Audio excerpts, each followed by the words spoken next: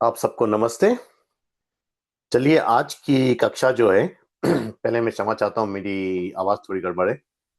अ, आज की कक्षा जो हम शुरू कर रहे हैं ये सप्तम समूला से कंटिन्यूएशन है।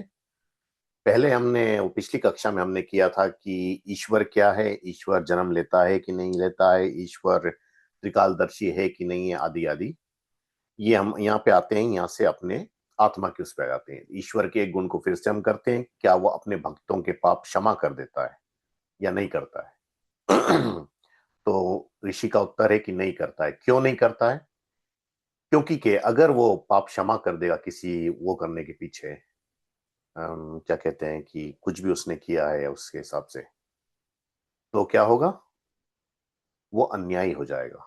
क्यों? जैसे कि अगर मैंने कुछ गलत किया, मैंने उसके लिए फिर क्या किया, मैंने जाके उसको प्रसाद चढ़ाया, मुट्ठी भर लड्डू ले गया या 1 किलो या 2 किलो जो भी ले गया, अगर कहा कि ये ईश्वर ये लड्डू मैं तेरे को चढ़ा रहा हूं, मैंने जो पाप किया उसको तू क्षमा कर दे और मुझे पाप मुक्त कर दे। तो उससे क्या होगा? अगर उसने पाप मुक्त कर दिया तो मैं फिर पाप करने के लिए तैयार हो जाऊंगा। क्यों? क्योंकि इससे तो पाप हट जाता है। तो इसलिए वो ये नहीं कर सकता, और जो जो जैसा जैसा कर्म करता एग्जैक्टली उसके हिसाब से वो देता है। अब आगे प्रश्न आता है कि जीव स्वतंत्र है या परतंत्र है? तो उन्होंने कहा कि अपने कर्तव्य कर्मों में स्वतंत्र और ईश्वर की व्यवस्था में परतंत्र है। यानी कि वो जो कुछ करता है वो अपने उस पर करता है। तो पूछा गया स्वतंत्र किसको कहते हैं?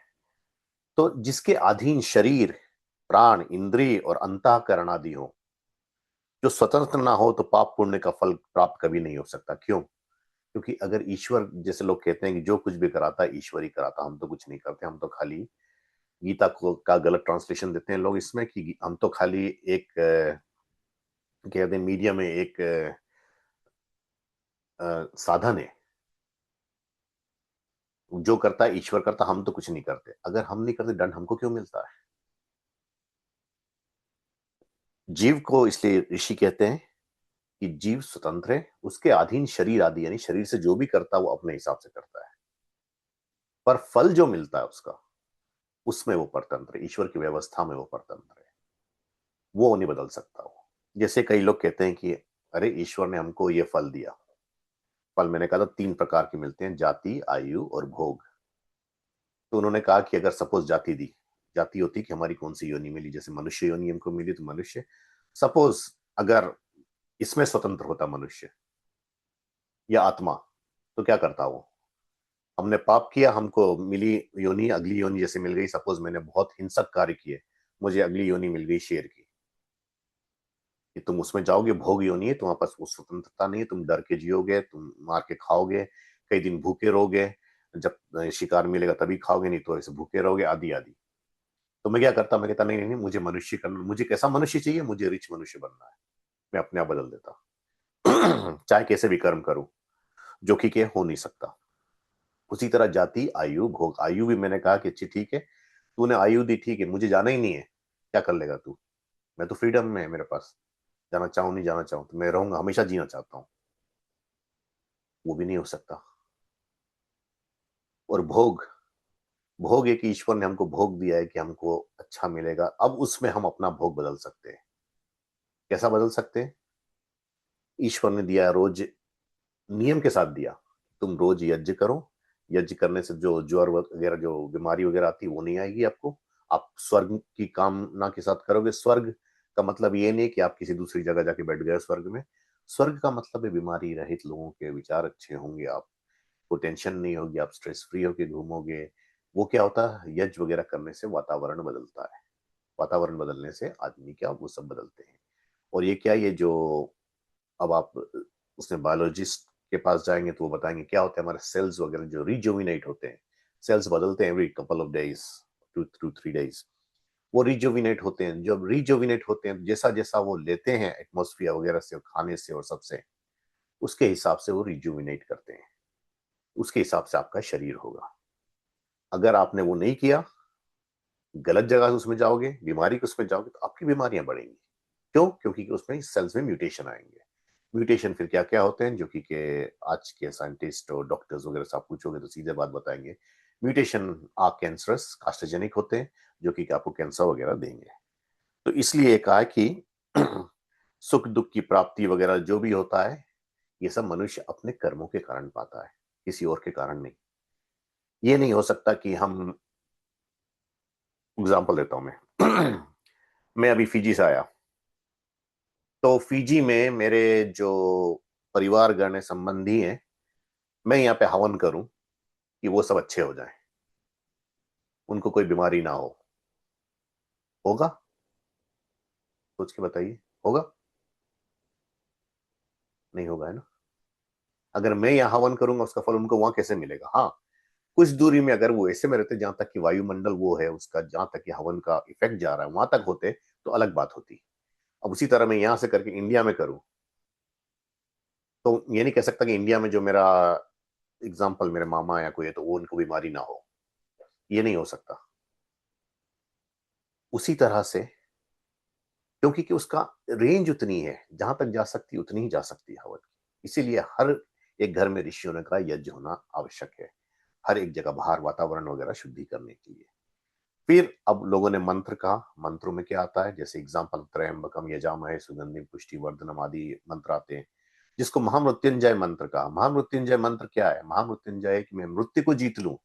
वो मंत्र पढ़ने से आप मृत्यु को नहीं जीतोगे, उसके साथ जो बताया गया करना वो सब करना पड़ेगा। तो इसलिए कहता हो कि जैसे कि ककड़ी या खरबूजा जब पक जाता तो अपने आप पेड़ से टूट जाता है वो, उसी तरह हम भी जब अपनी पूरी आयु कर ले, पक जाए पूरा, यानी कि अपने आप को उस तरह से उठा लें, उस लेवल पे ला लें, तब अपने आप इस जन्म रूपी पेड़ जो है उसकी डंठल से टूट के मोक्ष में चले जाए। तो ये बात होती है, इससे मंत्र करने से नहीं होता है। ये केवल एक दिखावा होता है, चाहे कोई आर्य समाजी करे, चाहे कोई पौराणिक करे, चाहे कोई इस्लाम मत वाला करे, चाहे क्रिश्चियन मत वाला करे, चाहे सिख मत वाला करे, कोई भी करे, ये सब दिखावा ही है। सत्य तभी होता है, वो सब बदल तभी सकता है जो अपने लिए आप करो, किसी और के लिए आप वो नहीं कर सकते। लोगों को हाँ विद्या दे सकते हो, लोगों को अच्छी बात दे सकते हो। एक बात मैंने वहां पे नोटिस की, मैं अभी फीजी गया था, तो लोगों के बारे में ये विचार है कि कन्यादान, जो कन्या पाणी ग्रहण होता है सत्य में, तो कन्या का दान नहीं कर सकते आप। कन्यादान जो होता है उसमें बताया गया, और पौराणिक उसमें मत में ये माना जाता है कि कन्यादान सबसे ऊंचा दान, ये मानते हैं वो। तो कहते हैं कि वो दान करने से मोक्ष की प्राप्ति हो गई आपको। तो मतलब हम सब मोक्ष क्या, जिनकी भी बेटियां हैं, तो हम तो बहुत भाग्यशाली हैं, क्योंकि हमको तो मोक्ष मिल गया, कन्यादान करेंगे उसमें। ये भी मूर्खता की बात है। कन्यादान व कन्या पाणी ग्रहण है, आप अपनी बेटी को दान नहीं कर सकते हो। दान करने के बाद ये होता है कि आपकी राइट खत्म हो जाएगी हमेशा के लिए, क्योंकि जो दान आपने दे दिया वो दान दे दिया, वो वापस लोगे नहीं उसमें। ये नहीं करने जाओगे कि नहीं नहीं नहीं मैंने दान दे दिया, अच्छा मुझे दे दो वापस। तो अगर बेटी का दान दे दिया तो आप बेटी से कोई कांटेक्ट भी नहीं रख सकते। ये अंतर है। अब आगे पूछा गया कि अगर परमेश्वर जीव को नहीं बनाता और सामर्थ्य न देता, यानी कि ताकत नहीं देता करने की, तो जीव कुछ भी नहीं कर सकता था। इसीलिए परमेश्वर की प्रेरणा से ही जीव कर्म करता है। इसलिए कहा कि ईश्वर ही वो है जो इंस्पायर करता है जीव को काम करने के लिए। तो ऋषि उत्तर देते हैं, जीव ना तो कभी उत्पन्न हुआ, ना ही कभी मरेगा, क्योंकि वो अनादि है और अनंत है। जैसे हमने कहा था कि तीन एंटाइटीज जो है हमारी, ईश्वर, आत्मा और प्रकृति, अनादि और अनंत है। जैसे ईश्वर और जगत का उपादान कारण, जगत का उपादान कारण नित्य है, ईश्वर जैसे नित्य है। जगत का उपादान कारण जो कि प्रकृति है, जिससे बना है, मटेरियल कारण जो है, वो भी नित्य है, हमेशा है। और जीव का शरीर तथा इंद्रियों के गोलक ईश्वर के बनाए हुए हैं, पर वे सब जीव के अधीन। यानी कि हमारा शरीर जो है ईश्वर ने बना के दिया है, ईश्वर के नियमों के कारण बना है, जैसे जैसे मिलकर जिस तरह से बनेगा। गोलक वगैरह जिसके द्वारा हम, जैसे गोलक, आंखों का गोलक, कान का गोलक, नाक का गोलक आदि, ये सब उसके हिसाब से हैं। तो इसमें यह है कि अब हम ये कहते हैं कि ठीक है, हमारे गोलक हैं ये इंद्रियों के चांस करने की, इससे मैंने देखा, इससे छुआ, सूंगा, चखा आदि आदि। तो ये सब है, पर ये हमारे यूज करने के लिए, हमारे अधीन है। एग्जाम्पल, अब मुझे कहिए कि मुझे मीठा बहुत अच्छा लगता, सपोज मुझे मीठा बहुत अच्छा लगता, मैं मीठा हर एक चीज में लेता हूं। ये मेरे अधीन है। मैंने कहा मुझे नहीं लेना आगे कल से। मैंने कहा ये मेरे अधीन है, ये टेस्ट जो था मेरे अधीन है। मैंने कहा मुझे वो टेस्ट पे अब जाना ही नहीं, मैं मीठा खाऊंगा ही नहीं आपसे। पर उसके साथ एक बहुत बड़ी चीज होती है, आपका मन आपके काबू में होना चाहिए। मन अगर हमारा काबू में नहीं हुआ तो हमने ये तो कह दिया कि नहीं खाएंगे, कल मीठा दिखा तो लार टपकेगी, फिर वही काम करेंगे। तो इसी तरह से ये है कि ईश्वर ने हमको ये बना के दिया, ये हमारे अपना व्यापार चलाने के लिए है। जो हमारी आत्मा है, आत्मा का व्यापार चलाने के लिए है। और ये हमारे अधीन है। जो कोई भी हम मन, कर्म, वचन से पाप पुण्य हम करते हैं, उसी का फल हम भोगते हैं। ईश्वर नहीं कराता वो। अब आगे पूछा गया है कि ईश्वर और जीव के गुण कर्म स्वभाव कैसे हैं। तो उन्होंने कहा दोनों चेतन स्वरूप है, दोनों में कॉन्शियसनेस है। स्वभाव दोनों का पवित्र है आत्मा। पर चूंकि वो आवरण यानी कि उस ढक जाती है, उससे प्रकृति के आवरण से वो सोचने लगती है कि मैं ये हूं, मैं ही वो सब कुछ हूं। उसी को अविद्या कहते हैं। स्वभाव दोनों का पवित्र, अविनाशी, परमेश्वर और धार्मिकता आदि है। परंतु परमेश्वर के सृष्टि की उत्पत्ति, स्थिति, प्रलय सबको नियम में रखना, जीवों को पाप पुण्यों के फल देना आदि धर्मयुक्त कर्म है। ये ईश्वर के कर्म है। क्या? कि जगत सृष्टि की उत्पत्ति करनी, स्थिति करनी यानी कि सस्टेन करना, और प्रलय करना एंड में। बाकी सब नियम को रखना, जो नियम आप सब जिसको अनम्यूटेबल लॉ ऑफ नेचर भी काफी लोगों ने कहा है, जो साइंटिस्ट लोग ये कहते हैं कि ऐसा होने से ऐसा हो जाएगा, वैसा होने से ऐसे हो जाएगा। ऐसे छोटे छोटे सूक्ष्म से सूक्ष्म नियम है। जैसे कि आज बारिश हुई, आज थोड़ी सी बारिश हुई, तो उस समय एक चिड़िया यहाँ पे फड़फड़ा रही थी। मैंने देखा, मैं चिड़िया उड़ी, मैंने कहा ये चिड़िया यहाँ फड़फड़ाई तब पानी बरसा। अगली बार चिड़िया फड़फड़ाई, पानी नहीं बरसा। क्यों? मैंने कहा नियम तो वही होना चाहिए कि वो था। पर मैंने बाकी नियमों को नहीं देखा। बाकी नियम साथ साथ क्या हुए थे। एटमोस्फियर कैसा था, वहां पे बादल थे, बादल कैसे घने बादल थे, पानी वाले बादल थे कि सूखे बादल थे वैसे। फिर हवा कैसे चल रही थी, टेम्परेचर कैसा था, पानी के लिए वो ठंडा हुआ था, उसके नीचे जो बोला जाता है बादल के नीचे ठंडा करो तो पानी बरसता है, वो हुआ कि नहीं हुआ। ये सब चीज मैंने नहीं देखी, मैंने केवल चिड़िया को फड़फड़ाते देखा। तो नियम वो उतना नहीं होता, नियम होता उसके साथ कई नियम छोटे छोटे जुड़े होते हैं। तो ये सब नियम वगैरह रखना, ये उसका काम है। और जीव का काम है संतान की उत्पत्ति करना, उनका पालन करना, शिल्प विद्या आदि अच्छे बुरे कर्म ये सब करना उसका काम है। ईश्वर के नित्य ज्ञान, आनंद, अनंत बल आदि गुण है। और जीव के, ईश्वर के गुण बताए गए कि नित्य है, ज्ञान है उसका, आनंद है उसमें, अनंत बल है, ये सब आदि गुण है उसके। ये सब जो हमारे, इसको ज्यादा बताने की जगह आप लोग उसमें देख ले, हमारा जो सेकंड नियम है, प्रिंसिपल, जो सेकंड प्रिंसिपल है आर्य समाज की, उसमें ऋषि ने वो सब नियम बता दिए। तो अब बताया गया कि क्या होता है आत्मा का, वो क्या है। तो आत्मा का उसमें आता है, मेरी स्क्रीन दिख रही है आपको? हाँ, दिखती है। ठीक, तो ये हमने पहले किया था, ये आत्मा के उसमें। तो उसमें क्या बात हुई थी? उसमें बात हुई थी कि एक तो उसका बिगिनिंग नहीं है, एंड नहीं है, इसलिए इंटीजर के हिसाब से मैंने बताया था। फिर आत्मा क्या? अमरण धर्मा है, परंतु मरण धर्मा शरीर के साथ होकर, यानी कि मरण धर्मा हमारा शरीर जो खत्म होता है उसके साथ होती है। इसलिए कृष्ण ने जब समझाया तो लोगों ने वो समझने के बदले उल्टी बात कर दी कि जैसे कि हम कपड़े बदलते हैं, आत्मा शरीर बदलती है। हाँ बदलती है, वासांसी जीर्णानि यथा विहाय नवानि गृह्णाति नरोपराणि। ये सब गीता में जब कृष्ण कहते हैं तो क्या बात बताते हैं? कहते हैं कि जैसे कि पुराने कपड़े खराब हो जाते हैं तब बदले जाते हैं, उसी तरह से शरीर जब हमारा खत्म हो जाता है, चलने लायक नहीं बचता, किसी भी लायक नहीं बचता कि कुछ उसमें आत्मा रुक सके, वो चीज खत्म होनी होती है। क्यों? क्योंकि अगर आपने मशीन लगा कर दिया तो आत्मा उसमें रुकी रहेगी जब तक कि आत्मा के शरीर, जब तक कि आयु मिली है। अगर नहीं हुआ शरीर तो शरीर बदलती है, दूसरे शरीर में आती, पर अपनी जो आयु मिली थी उसी योनि की आयु पूर्ण करती है वो। ये हमने पिछले प्रवचन में आचार्य ज्वलन शास्त्री जी से भी सुना था।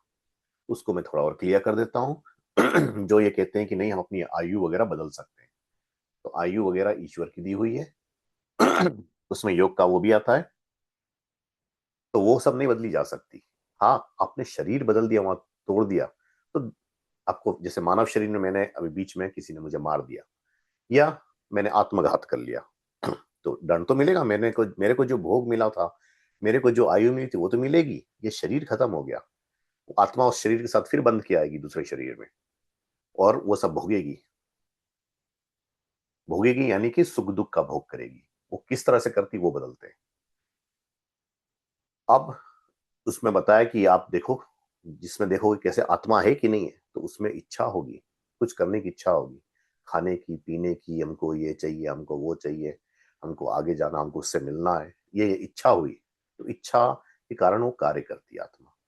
फिर अगर अच्छा हो जाता है तो उसको सुख हो जाता है, नहीं तो दुख होता है। और जब वो होता है द्वेष होता है कि नहीं नहीं मुझे ये नहीं चाहिए, ये मुझे बहुत कड़वा लगा, मुझे बहुत खराब लगा। फिर जानना होता है यानी कि ज्ञान आता है उसके पास। और वैशेषिक में उसने बताया कि प्राण अपान भी है, यानी कि सांस निकालता भी है, लेता भी है, आंख बंद भी करता है, खोलता भी है, सब भी उसमें आ जाते हैं। जीवन भी है उसमें, मन भी है, सोचने की ताकत भी है, गति भी है, मूवमेंट भी लेता है वो, इंद्रिय भी है, यानी कि सेंसेस भी है, और अंतर विकार भी है, अपने अंदर बदलता है वो, थॉट्स उसके बदलते हैं, सब चीजें उससे बदलती हैं। ये आत्मा के वो गुण बता दिए गए। तो अब इसके आगे जो आता है मैं यहीं पे छोड़ता हूँ। आगे परमेश्वर त्रिकालदर्शी है, ये सब आता है, वो सब मैं यहीं छोड़ता हूँ। हमारे पास 13 मिनट बचे हैं और आधे घंटा होने में। मैं इसमें दूसरा टॉपिक लेना चाह रहा था, एक और है आत्मा पे ही। इसमें जो आगे इसी में आते हैं जो प्रज्ञानम ब्रह्म अहम ब्रह्मास्मि तत्वमसि अय आत्मा ब्रह्म आदि, ये जो आते हैं उस पे थोड़ा लेना चाह रहा था। उसको ऐसे हम आगे कवर करेंगे अगली क्लास में भी। तो मैं ये छांदोग्य उपनिषद के छठे प्रपाठक पे लेता हूँ। तो इसमें क्या होता है, छांदोग्य उपनिषद में एक बहुत प्रसिद्ध ऋषि हुए हैं एक समय पे, जिनका नाम था अरुण, महर्षि अरुण। उनके तो चलता है ऐसे, अरुण, अरुणी, अरुणेय, अरुण का पुत्र अरुणी, अरुणी का पुत्र अरुणेय। हालांकि उनके नाम अलग अलग थे। तो अरुणी जब आता है तो महर्षि उद्दालक की बात होती है, उद्दालक उनका नाम था। और उद्दालक के पुत्र का नाम आता है तो श्वेत केतु आता है। तो उद्दालक ने या अरुणी ने अरुणेय से कहा, महर्षि अरुण के पौत्र से कहा, यानी पोते से कहा कि हे बेटा, हे श्वेत केतु, तुम जाओ ब्रह्मचर्य का वास करो, आश्रम पकड़ो, तुम ब्रह्मचर्य का वास करो। क्योंकि कि हमारे इसमें जो जानने वाले लोग हुए हैं वे वेदों को पढ़ के ब्रह्मज्ञानी बने हैं। ये निश्चित है कि कोई भी हमारे कुल में वेद ना पढ़ के ब्रह्म बंधु के समान कोई नहीं होता। हमारे कुल में ऐसा कोई नहीं जिसने वेदों का ध्यान नहीं किया हो। यानी कि वो ऋषि ऋषि ऋषि ऋषि आते गए थे। तो इसने जाके क्या किया, श्वेत केतु आश्रम में गया, अपने गुरुकुल गया, अपने गुरु से पढ़ के आया। 12 वर्ष की आयु का था तब गया, 24 वर्ष की आयु में चारों वेदों का पाठ करके आ गया। 12 साल हमारे चैप्टर 3 में भी आते हैं, ऋषि ने पढ़ने की जो अवधि बताई है जैसे जैसे। तो वो सब पढ़ के वापस आया। पर एक अंतर हुआ। ये आया तो पढ़ के तो आया, पर ब्रह्मज्ञानी नहीं बना। ये घमंड के साथ आया कि मुझे ये सब आता है, मेरी विद्या की बराबरी करने वाला कोई नहीं है। तो उसके पिता ने देख लिया, उसके पिता समझ गए, ऋषि थे।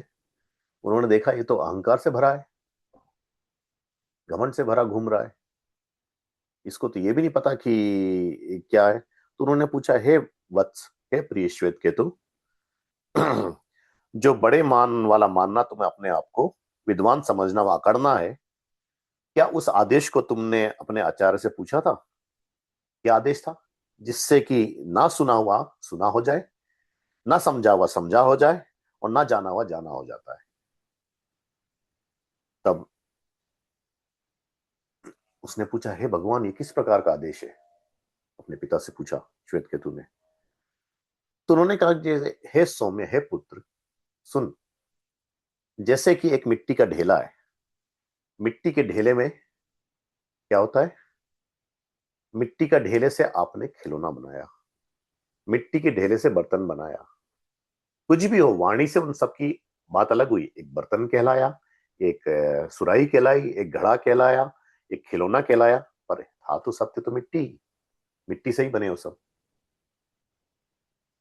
तो वो खाली वाणी का विस्तार मात्र है, यानी कि वाणी को एलोबरेट करके उसकी अलग अलग चीज कर दी। है तो मिट्टी ही वो, ये बात समझो तुम। सत्य क्या है उसको बता रहे हैं। फिर उन्होंने कहा जैसे सोने का एक ढेला ले लिया, खूब सा सोना ले लिया, उससे चाहे चेन बनाई, चाहे कमरबंद बनाया, चाहे रिंग बनाया, चाहे मुकुट बना लिया, चाहे नेकलेस बना लिया, कुछ भी कर लिया, पर है तो सोना ही वो। खाली वाणी के विस्तार से उसके नाम अलग अलग हो गए, पर रहा तो सोना ही वो। तो वैसे से पूछने पर श्वेत केतु ने कहा कि मेरे आचार्य को ये बात विदित थी कि नहीं थी मैं नहीं जानता, पर अगर विदित होती तो मुझे बताते जरूर। उन्होंने ऐसा नहीं बताया, तो हे भगवान आप ही मुझे बताओ। तो उनके पिताजी कहते हैं ठीक है, ऐसा ही हो, मैं सिखाता हूं। तो फिर बताते हैं कि सबसे पहले सत था, एक ही आदित्य, यानी दूसरा नहीं, अद्वितीय यानी एक केवल सत्य था। परंतु कुछ कुछ लेते हैं कि एक अद्वितीय असत्य ही था, सत्य नहीं था, असत्य था। एक ही असत्य था जो सत्य में हो गया। तो ये कहता है ऐसा नहीं हो सकता। क्यों? क्यों नहीं हो सकता? क्योंकि के अभाव से कभी भाव नहीं हो सकता। जो चीज नहीं है वहां पे कुछ अपने आप नहीं बन सकता। मैं इसलिए ये बात बता रहा हूं, उपनिषदों की बात। ये सोचिए, उपनिषद बहुत पहले की बात है, long before Charles Darwin took birth, long before the evolution of Cosmos, ये सब हमारी बातों में आया। तो ये सब सोच लीजिए, जब कुछ नहीं था तो हो कैसे सकता है? अभाव से भाव कभी नहीं हो सकता। अभाव रूढ़िवादी या हमारी लोक व्यवहार में आता है कि the absence of anything. But absence क्या होता है? जैसे कि आपने कहा कि मैंने यहाँ पे ये फोन रखा है, या मेरा हाथ यहाँ पे है, मैंने हाथ हटा लिया, एब्सेंस ऑफ द हैंड। तो ये सत्य नहीं हो सकता। हाथ मेरा है, खाली दूसरी जगह कर दिया, आप क्यों विजन से हटा दिया है? वो खत्म नहीं हुआ, उसके जो मटेरियल से वो खत्म नहीं हुई। यही बात यहाँ पे बता रहे हो। तो उन्होंने कहा है कि इसी तरह से सत्य से उसने तीन अग्नि की। सृष्टि जब बनाई तो तीन लोक पहले बने। तीन लोक कैसे बने? द्योलोक जो हमारा कॉस्मोस है, अंतरिक्ष लोक जो it's between sun and the earth के जो डिस्टेंस है, जिसमें हमारी वायु आदि है वो होता है, और पृथ्वी लोक जो हमारी पृथ्वी है। अब हम यज्ञ में मंत्र बोलते ही हैं, ओम अयंता इदमा आत्मा जात वेदस्तेने देसो वदस्व आदि, जो चार मंत्र कहते हैं, तीनों तीन आहुति देते हैं उससे, तीनों लोगों के देवता के लिए देते हैं। तो पहला लोक देवता होता है, द्योलोक का देवता होता है सूर्य, अंतरिक्ष लोक का देवता होता है वायु, और बिजली। बिजली उतनी सूक्ष्म होती है, उसमें संगठित होती, संग्रहित होती है अंदर, इसलिए उसको लोगों ने वायु ही कह दिया। और दो देवता होते से दो मंत्रों से एक आहुति दी गई थी। और तीसरा होता है जो हमारी कर्म भूमि पृथ्वी भूमि है, उसको हम कहते हैं कि ये इसका देवता जो है ये अग्नि है। अब इसको ये करते हैं कि जब ये स्थूल रूप में जब ये बनते हुए आया, तो पांचवा स्थूल भूत जो होता है, पांच स्थूल भूत होते हैं, आकाश, वायु, अग्नि, जल और पृथ्वी, जिससे चीजें बनती हैं पांचों तत्वों से। तो ये पांचों तत्वों का जो आता है, तो यहाँ पे क्या होता है, जो स्थूल में जो आता है, सबसे ग्रॉस जो आता है, उसको भूमि कहा गया है। भूमि कहना यानी पृथ्वी हमारी, उसका देवता अग्नि है। इससे जब ऊपर उठते हैं, जैसे कि हमारे पानी वगैरह आए, सूर्य की किरणों से वाष्प उठी, ऊपर उठी, तो गायत्री क्या करती? गायत्री सावित्री विज्ञान यहाँ पे ला रहा हूं मैं बीच में। गायत्री क्या करते हैं? हमको गायत्री मंत्र बोलने को कहा गया है। ईश्वर की उपासना के लिए गायत्री मंत्र रोज करो, गायत्री मंत्र जानो, उसका अर्थ जानो, उसको अपने अंदर अपनाओ, उससे बढ़ो। और कौन सा गायत्री मंत्र? हर एक गायत्री मंत्र की बात नहीं की उन्होंने, जिसमें तीन व्याहृति हैं, ओम भूर भुव स्व तत्सवितुर्वरेण्यम भर्गो देवस्य धीमहि धियो यो नः प्रचोदयात्, ये वाला यजुर्वेदी गायत्री मंत्र, इसको करने की बात कही गई। तो ये क्या करता है? ये उठाता है, ऊपर की ओर उठाता है, ग्रॉस से सूक्ष्म करता है जब भी आपको करना होता है। दूसरा होता है, ये गायत्री छंद से आप जाते हैं त्रिष्टुभ छंद में। त्रिष्टुभ छंद क्या है? अंतरिक्ष। अंतरिक्ष में जहां पे वायु आदि है, उसमें जाता है सूक्ष्म होते हुए। त्रिष्टुभ छंद से और सूक्ष्म होता है तो ऊपर जगती छंद में जाता है। जगती छंद क्या होता है? सूर्य लोक जिसको कहते हैं, या तो द्योलोक कहते हैं। तो अब आप अच्छे से देखो, 24 वर्ष की आयु तक का गायत्री छंद होता है, ब्रह्मचर्य आयु मिला रहा हूं मैं। त्रिष्टु होता है हमारा 44 ईयर्स तक का, 44 वर्ष तक का। और 48 वर्ष का जो पूर्ण ब्रह्मचार्य होता है, जिसको जगती छंद कहते हैं, जगती छंद से उठता है, तो उसके लिए उन्होंने कहा है कि वो क्या होता है। इसलिए विवाह संस्कार में भी जब हम करते हैं तो बताते हैं कि मधुपर्क जब लेता है तो वो पहले कहता है कि मैं कैसे ले रहा हूं। मैं ये ले रहा हूं वसु के लिए, जो सबको वसा सकता है। गृहस्थ आश्रम शुरू करता है 24 वर्ष से, उसको वसु कहते हैं, 24 वर्ष का ब्रह्मचार्य रखता है। फिर कहते हैं कि जो मरुत्वान है, आगे जो रुद्र बनता है त्रिष्टुप छंद तक का, लोग दुष्टों को दंड देकर रुलाने की ताकत तक रखता है, वो सब रुद्र उससे लेता हूं मैं। फिर अंत में कहते हैं कि मैं आदित्य से लेता हूं इसको, यानी कि मैं जगती छंद में जाने का प्रयत्न कर रहा हूँ। क्यों? क्योंकि जगती छंद में जाके आप ऋषित्व को प्राप्त करना चाहते हो, योगी का रास्ता लेना चाहते हो। तो ये जितना जितना वायु सूक्ष्म करके ले जाके ऊपर करता है, ये वहां पहुंचता है। वैसे मैं ये इसलिए बता रहा हूँ ये गायत्री उन्मेष, गायत्री विचार का। क्यों? क्योंकि ये प्रश्न मुझे ऋषभ जी ने पूछा था, आज अनफॉर्चुनेटली क्लास में है नहीं। उन्होंने परमाणु विज्ञान से मुझसे ये बात पूछी थी कि कैसे ये प्राणात्मक होती। तो प्राण ऊपर जब उठता है, प्राण ऊपर जब जगती उसमें जाता है, तब ईश्वर को करने की चेष्टा करता है, ईश्वर बोलने की ताकत रखता है। तो इसी तरह से जब श्वेत केतु को वो समझाते हैं कि इनका भी तीन उसमें ही जाता है, त्रय विद्या जिसको कहा गया हमने, ऋग यजु साम, ऋग यजु साम। न्यूक्लियस से बाहर की ओर जाना, परिधि करना, और परिधि से भी आगे करके उसको सब संगठित करना, अथर्व। ऋग यजु साम अथर्व, ये चार हो गई। मैं बार बार इसको बताता हूं जिससे कि हमको ये बात याद रहे। तो ये बात उसने पूछी, फिर उसने कहा कैसे होता है, तो उसी तरह से उन्होंने कहा अग्नि होती है, अग्नि से जल होता है, जल से पृथ्वी बनती है। तो अग्नि क्या होता है? अग्नि का विस्तार हुआ तो जल हो गया, जल का विस्तार हुआ तो पृथ्वी हो गई। अब ये यहाँ पे तीन तत्वों की बात करते हैं इसमें। मैं इसको अभी पूरा नहीं समझाऊंगा, पर उतना समय नहीं है।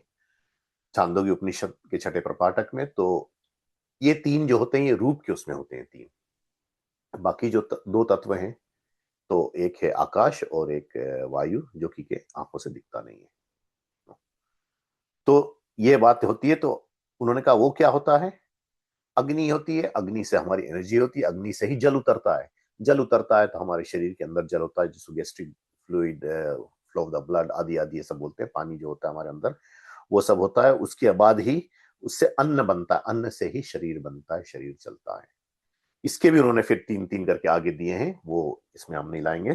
पर आगे जाके यही बात में पूछते हैं कि ये सबके पीछे आदित्य कौन था। तो कुछ लोगों ने उसके अर्थ किए, जैसे आदि शंकराचार्य ने अर्थ दिए थे। तो उसमें आता था कि तत् त्वम असि, तत्वमसि, तत् त्वम असि। ये इसके छठे प्रपाठक के अ, आठ आठवें और 10वें खंड में आता है ये। तो उसमें उन्होंने उसका अर्थ दे दिया था। तो इसी को कई विद्वानों ने लेके चल दिया कि तू ही ब्रह्म है, इन ब्रह्म से ही तू बना। ये बात गलत है। तो ऋषि इसी सत्यार्थ प्रकाश में आगे इसका खोलते हैं, इसको बताते हैं कि वहां पे ब्रह्म शब्द है ही नहीं। उन्होंने पहला तो एक मंत्र गलत बोला, फिर दूसरी बात है कि आगे उसको डिस्क्राइब करते हैं कैसा है। तो इससे कहते हैं तू है क्या। तो इसको समझने के लिए हमने फिर जो खोला कि क्या है, तो कई विद्वानों का मैंने देखा। तो उसमें से एक थे डॉक्टर सत्यव्रत सिद्धांत अलंकार, एक थे महात्मा नारायण स्वामी, एक थे डॉक्टर प्रशांत आचार्य, एक थे पंडित शिव शंकर शर्मा काव्य तीर्थ। तो इन लोगों के उसमें देखने में मुझे एक बात मिला। तो पंडित शिव शंकर शर्मा काव्य तीर्थ का जो दिया हुआ है भाष्य है छांदोग्य उपनिषद का, उसमें ये बात बहुत क्लियरली लिखी, उन्होंने ऋषि से ही मिला के लिखी है।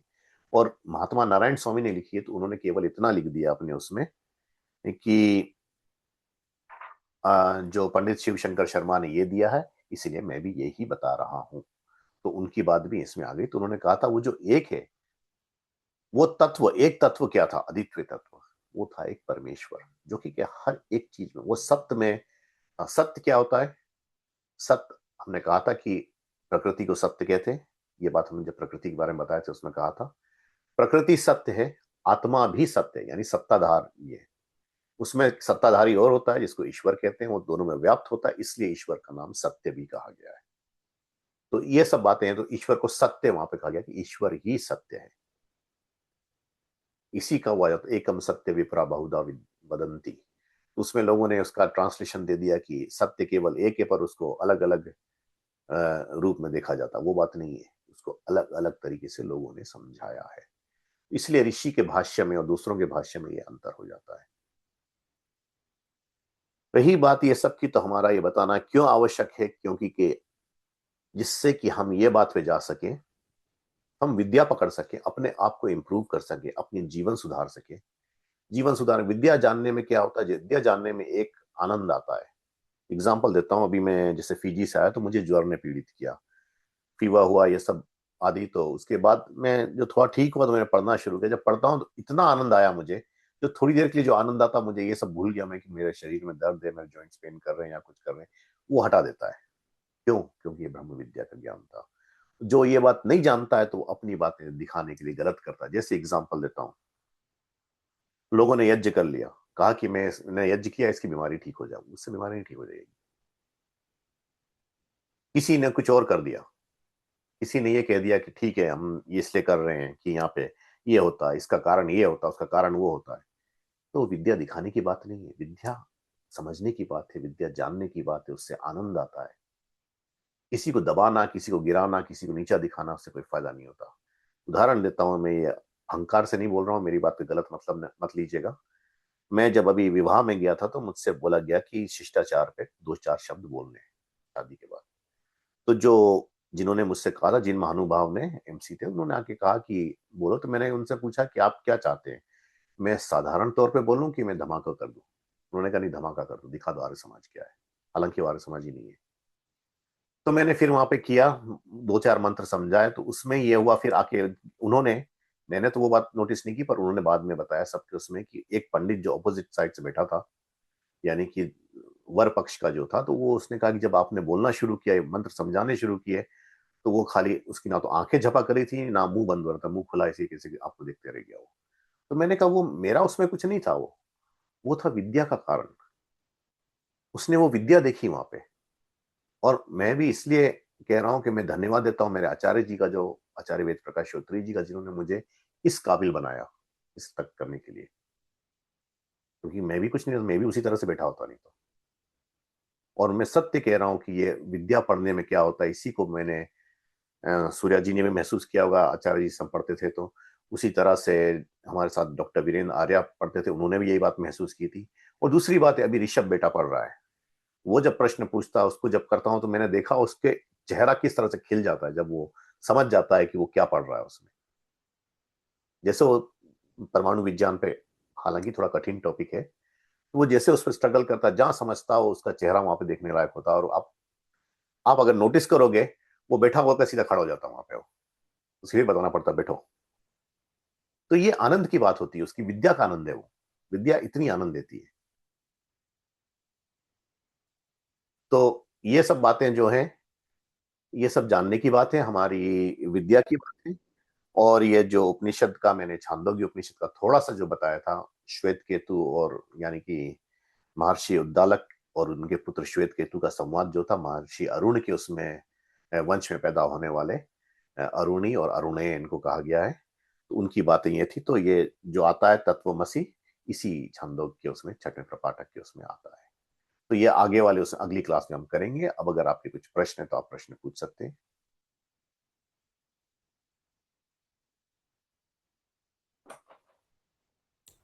नमस्ते पंडित जी, मेरे कुछ प्रश्न मैंने नोट किए। जी। पहला प्रश्न है कि कर्म एटॉमिक है या कंटिन्यूस है? क्योंकि जब हम कहते हैं कि ईश्वर जैसा हमने कर्म किया वैसा एग्जैक्टली वैसा ही फल देता है, तो दैट मीन्स कि कर्म एटॉमिक होगा। लेकिन उसमें शंका ये आती है कि किसी ने बिल्कुल ही यूनिक सा कर्म कर लिया मान लो, तो ईश्वर को वो यूनिक सी स्थिति पैदा करने के लिए वो एक कैच 22 सिचुएशन नहीं आ जाए कहीं ईश्वर के पास? अब पहले तो ये बात है कि कर्म, ये प्रश्न आपको याद होगा, हमने आप ही ने पूछा था शायद ये आचार्य जी से कि कर्म कैसे होता है। तो उन्होंने कहा था कर्म प्रवाह से अनादि है, कर्म अनादि नहीं होते।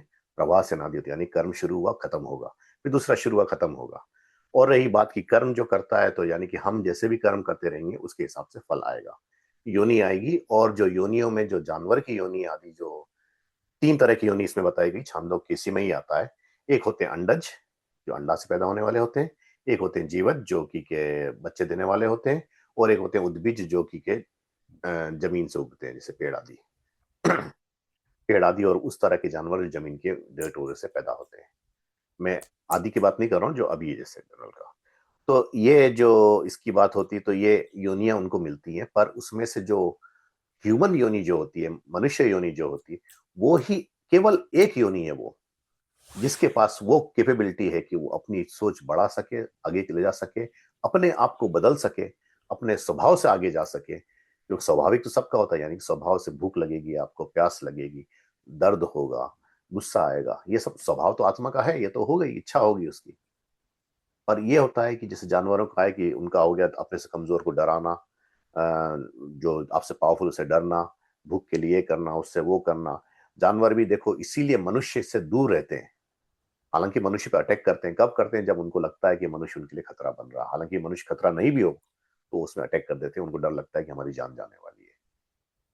और ये बात है कि उसका आधिपत्य सब जानवर मानते हैं, वेनोमस से वेनोमस और पावरफुल से पावरफुल। वो ह्यूमंस को अटैक तभी करते हैं जब उनका लास्ट रिजॉर्ट हो जाता है। तो जितना इन्होंने जो ये डॉक्यूमेंट्री मेकर्स इन्होंने पढ़ा है, तो इनका सब में यही होता है कि उसमें उन्होंने अटैक किया पढ़ने पे। यहाँ तक कि वो कभी कभी जानवर ऐसे भी समझते, जैसे महर्षि पाणिनि को बाघ ने मार दिया, तो कर्म उनका कुछ रहा होगा कभी किसी उसमें, तो ये कर्म उसके साथ चला गया। तो ऐसा कह सकते हैं कि वेटेड फल मिल जाता है, मतलब जितने जी वजन का आपने कर्म किया उसी वजन का फल मिल जाएगा। जी, उसी समय नहीं, जब भी नहीं मिलेगा उसी, तब ईश्वर नहीं की जब भी व्यवस्था। मिलेगा हाँ, पर उसी ईश्वर की वजन का, व्यवस्था में। मतलब उसी इक्विवेलेंट बिल्कुल ठीक, हाँ। इक्विवेलेंट फल मिलेगा rather देन एग्जैक्ट फल मिले। हाँ, तो एग्जैक्ट फल का मतलब ये हुआ है कि जिस आपने जैसा कर्म किया उसके उसमें ये बनता, उसी तो एग्जैक्ट वेटेज उसी में का। मिलेगा, जी हाँ, कम हाँ ज्यादा नहीं मिलेगा, हाँ। जी धन्यवाद। दूसरा प्रश्न है, if you don't mind me asking, 2-3 question है फ्लो में। जी। फल के लिए हम परतंत्र हैं, ये मतलब प्रवाह से कह सकते हैं, अनादि कह सकते हैं, बाकी इसका कारण क्या है, मतलब ऐसा कोई अच्छा देखिए, जैसे कि हमने पहले भी किया था कि हमारे जो कर्म होते हैं, क्लेश मूल कर्म होते हैं, उसका गट्ठर बनता है। तो गट्ठर में अच्छे और बुरे, यानी पाप और पुण्य कर्म दोनों होते हैं। अब अगर इस जन्म में, एग्जाम्पल, मेरे पाप पुण्य कर्म दोनों है, मैंने मरने तक में अभी से यहाँ से कर्म अच्छे कर दिया, अपने सब खूब अच्छा कर दिया। नहीं नहीं, क्षमा चाहूंगा मैं। वो हाँ कर्म फल और गट्ठर का तो कॉन्सेप्ट क्लियर है। माय हाँ क्वेश्चन इज मोर फंडामेंटल जी। कि अ, परतंत्र क्यों हुए, मतलब वो ईश्वर ने या किसने व्यवस्था बने, वो बाय डिजाइन हो गई कि अ, कोई ऐसा जेन्युइन रीजन है कि उसकी वजह से परतंत्र होना पड़ा? जी, परतंत्र तो होना पड़ा आपके कर्मों के कारण, यानी कि जो हमारी किस्मत जिसको कहते हैं। अब आप पढ़ोगे उसमें, तो ऋषि ने लिखा था कि अ, प्रारब्ध, प्रारब्ध किस्मत को कहते हैं। पुरुषार्थ प्रारब्ध से बड़ा है। क्यों? क्योंकि पुरुषार्थ ही तय करता है कि प्रारब्ध क्या है। इसको नित्य ही बोलना पड़ेगा कि हम हाँ, तो नित्य ही परतंत्र? बोलना पड़ेगा। तो जो आपने जो कर्म किए थे उसके हिसाब से ही आपका प्रारब्ध, यानी आपकी किस्मत बनी। नहीं, क्योंकि इट्स ए कंटिन्यूस का, क्योंकि बिगनिंग तो जी है हाँ। नहीं, तो इट्स खाली अनादि किस्मत भी। में ये बात होती है कि मतलब ये नहीं कि किस्मत बनी कि आप आओगे, आपका दुख है, पर कैसा दुख है ये आप नहीं जानते। उसका मतलब नहीं कि दुख है तो आज एक थप्पड़ ही पड़ने वाला है, या वो बात है, वो बात नहीं हो सकती। तो it's a part of grand design, we can say कि बिल्कुल ठीक, हाँ। परतंत्र है। हाँ, बट ये बात है कि ये ग्रैंड डिजाइन, और उसमें मैं इसलिए ग्रैंड डिजाइन वर्ड ज्यादा नहीं यूज करता हूँ, हाँ, उनका क्योंकि वो नहीं कि मतलब ग्रैंड डिजाइन हाँ, के नित्य वाली बात के नित्य है, मतलब ये बात, हाँ क्योंकि ग्रैंड ग्रैंड। डिजाइन में जो एथिस्ट लोग हैं उसको डिफरेंट वे समझते हैं। हाँ नहीं नहीं, वो मैं सोचते हैं उसको कि ब्लू समझा पेपर बनाया गया, उसमें लिखा गया, उसमें इस तरह से ड्रॉ किया, वो नहीं, वो नियम पे नहीं। हुआ है। हाँ, नियम की बात कर रहा था मैं। जी। एक अपने आत्मा के गुण में बताया था अंतर्विकार। अंतर्विकार क्या होता है? जो हमारे अंदर बदलाव आता है, अंदर चीज आती है अपनी। लेकिन आत्मा तो कभी बदलती नहीं है। नहीं नहीं, आत्मा के अंदर नहीं, ये जो शरीर मिला उसके हिसाब से अंतर अच्छा अच्छा। विकार उसमें आता है। जी जी। यानी कि वो अपने आप को सोचने लगती है आवरण में आके कि मैं ये हो गई हूँ या वो हो गई हूँ। जी जी। जी ये धन्यवाद। अंतर विकार हो गया। सेकंड लास्ट या लास्ट सवाल एक है कि हम कहते हैं सत्य एक है, जी और सत्य के हमने एक्सटेंडेड डेफिनेशन में लिया था कि सत्ता से सत्य आया। जी तो जबकि सत्ता तो तीन है, इंडिपेंडेंट जी एंटिटी। बिल्कुल ठीक। तो सत्य तीन ऐसा नहीं कह सकते? जी नहीं कह सकते। इसलिए उन्होंने कहा कि सत्ता उसकी भी है, प्रकृति की भी है, सत्ता आत्मा की भी है, सत्ता ईश्वर की भी है। पर चूंकि ईश्वर इन दोनों में व्याप्त है पूर्णता, इसलिए वो सत्य है। ये ऋषि के शब्द है छांदोग्य में। तो सत्य एक ही है फिर, मतलब सत्य ईश्वर एक ही को ही हुआ, सत्य बोलेंगे फिर हम ईश्वर लोग? को क्या ही हम सत्य। मिथ्या हो गए फिर हम तो, या तो बिल्कुल नहीं मिथ्या हुए, सत्य ही है। सत्य हम में ही घूम रहा है, क्योंकि आत्मा भी सत्य है तो आप कह ही नहीं सकते हटो, क्योंकि ईश्वर उसको व्याप्त है। प्रकृति भी सत्य है, हालांकि उसमें विकार आए बदलिए, पर है सत्य बने तो वही। इसलिए तो उन्होंने समझाया महर्षि विद्यालक ने, जैसे मिट्टी का ढेला है, उससे चाहे आपने बर्तन बना दिए, चाहे खिलौने बना दिए, चाहे कुछ बना दिया, उससे ईंट बना दी, पर है वो मिट्टी का ढेला ही, उसके अंदर वो मिट्टी ही घूम रही है। उसी तरह से उन्होंने समझाते हुए, स्थूल एग्जाम्पल देते हुए आगे जाके समझाया है, जो कि के 8वें क्या कहते हैं उसमें, 8वें खंड, 8वें और 10वें खंड में आता है ये, कि तत्वमसि वो ही तत्व है जो सब में वेट करा हुआ है, जिसको ईश्वर कहते हैं। इसको इसी सप्तम समूलासन आगे ऋषि ने भी समझाया है। फिर भी मुझे थोड़ा कंफ्यूजन इस बात से है कि जी आ, वो एक शब्दों के बनावट में कह दिया है ईश्वर, क्योंकि सूक्ष्म इसलिए सत्य है, बाकी जी अगर सिर्फ ईश्वर हमारे अंदर सूक्ष्मता से इसलिए हम भी सत्य हैं, तो ये तो बात अभाव से भाव वाली बात आ गई। जी नहीं, अभाव से भाव की बात नहीं है कि हम में सत्य का अभाव है, ये बात नहीं कह सकते आप। ईश्वर को सत्य इसलिए कहा गया कि ईश्वर सत्य है। ईश्वर के ही आधार पे बाकी चीजें कुछ हो सकती है। वो तो अगर आधार उसको, हो गया तो सत्य तो आत्मा भी, सत्य तो प्रकृति जी भी। आत्मा और प्रकृति भी आप सत्य, उसको असत्य नहीं कह सकते। क्यों? प्रकृति में विकृति जरूर आई, जिसको कई लोग, कई विद्वान असत्य कहते हैं, जो कि ये है, मिथ्या है, ये जगत मिथ्या है, आदि आदि जो बोलते हैं, पर वो है नहीं। है तो बना हुआ तो है, पर है जो अंदर, जो उसके मटेरियल जो है, मटेरियल तो वही था प्रकृति, जो नहीं, कि क्योंकि परमाणु मैं की इसलिए शक्ति। मैं उसको चैलेंज करने की कोशिश करूँ कि फिर लोग, फिर वो कहते हैं सब माया है, वो वाली बात आ जाती है। जी समझ हाँ। रहा मैं कहाँ जा रहा हूँ, मेरा प्रश्न कहाँ से आ जी रहा हाँ, मैं समझ गया, समझ गया हूँ। तो ये माया वाली बात जब आती है लोगों में, तो माया वाली बात ये हो गया, ये इस तरह से हो गया कि Catch-22 जो आपने अभी कहा था, है। जी। या ये कहिए 36 का आंकड़ा हो गया, 36 का आंकड़ा हो गया, हम्म। कि ये था या ये था, नहीं नहीं ये था, ये था। तो उन्होंने बता दिया कि क्या हो गया, जो बात हम एक्सप्लेन नहीं कर सकते साइंस के उसमें, जब हम एक्सप्लेन नहीं करते, उन्होंने कहा कि जो रिलीजियस रिलीजियस पीपल है, वो क्या करते हैं, वो गॉड पे छोड़ देते हैं, ये गॉड का वो है। नहीं नहीं नहीं, ये बात नहीं है। ये सब एक्सप्लेन्ड बातें हैं। अगर एक्सप्लेन नहीं कर पाते तो कहते हैं कि हाँ ठीक है, ये हमने नहीं किया इसलिए छोड़ दिया कि ईश्वर जाने, हालांकि हम नहीं मतलब जानते। मतलब एब्सोल्यूट टर्म्स में बात करेंगे फिर तीनों जी, को सत्य बोलेंगे। और वो तीनों तो को सत्य ही कॉन्टेक्चुअल, बोलेंगे। ईश्वर की कोई विशेष जी गुण की बात करें, आधार की बात करें, हाँ, इसलिए उसे इसलिए उसमें वहां पे जिस सत्य कॉन्टेक्स्ट में एक है बात कर रहे हैं, वो बात कर लेते हैं, हाँ। बिकॉज जिस कॉन्टेक्स्ट में वो बात करते हैं, उस कॉन्टेक्स्ट में वो समझाते हैं आपको। जी हाँ, that make sense, thank you. और लास्ट क्वेश्चन बहुत लाइट क्वेश्चन है, मतलब it should not be A question at all, but फिर भी मैं पूछ लेता हूँ कि हम कहते हैं कि हम लोग, शरीर हमारा मिट्टी से बना हुआ है, जी तो हम उसको मिट्टी से बने हुए शरीर को वापस मिट्टी में क्यों नहीं डालते थे, जलाते हैं क्यों है? अब शरीर के जबकि इसका पता हमें कि अगर बहुत सूक्ष्मता में चले जाए, पंच तत्व है तो इसलिए पांचों बिल्कुल एलिमेंट ठीक तो है। अग्नि से ही होगा। लेकिन स्थूल रूप में बात करें तो मिट्टी से बना हो तो मिट्टी में डालने में क्या नुकसान, की मिट्टी में भी अग्नि भी होती है, सब कुछ होता है जी पृथ्वी में। पहले तो आपने अपना आंसर वो खुद कर दिया है कि वो 5 तत्वों से बना हुआ है, ठीक। और मिट्टी जो बनती है, तो परमाणु उसमें अग्नि के भी आते, वायु के भी आते, आदि आदि, जल के भी आते, जी। ठीक। और फिर अब दूसरी बात है कि मिट्टी में डालने में क्या बुराई है। हाँ। पहली बात तो है कि आप वो जगह वेस्ट वेस्ट करते हो। दूसरी राइट। बात है, जब आप वो करते हो तो सड़ती है, उससे आप दूसरों को दुख दोगे। जब दुख दोगे तो क्या मतलब कि वो आप पाप कर रहे हो। इसीलिए उन्होंने कहा है कि अग्नि, हालांकि अग्नि से भी शुद्ध नहीं हो जाता पूरा वो। इसीलिए उसने, मनु ने विधान दिया है कि 10 दिन तक जो आग दे के आता है ब्रह्मचारी, 10 दिन तक पूरा ब्रह्मचार्य के साथ यज्ञ करे, वातावरण को शोधित करे, क्योंकि उतनी दूषणता फैलती है उससे। नहीं, जबकि ऋषियों के लिए कहते हैं उनको नदी में डाल देते थे।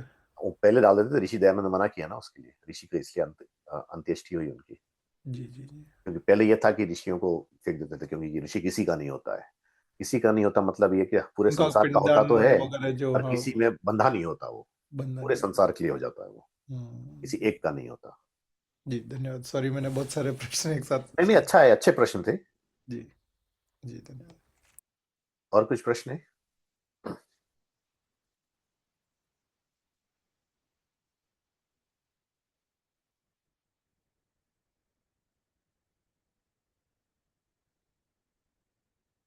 सुशील जी, नहीं है कुछ और?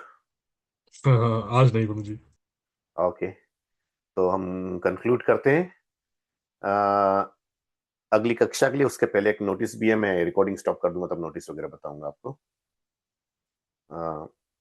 तो ठीक है, अगली कक्षा हमारी अगले सैटरडे जी 1 अगस्त। 1 अगस्त, हाँ हाँ, 1 अगस्त को वही 7 बजे कर सकते हैं। 7 बजे ठीक है। अब मैं यहाँ रिकॉर्डिंग स्टॉप कर देता हूँ।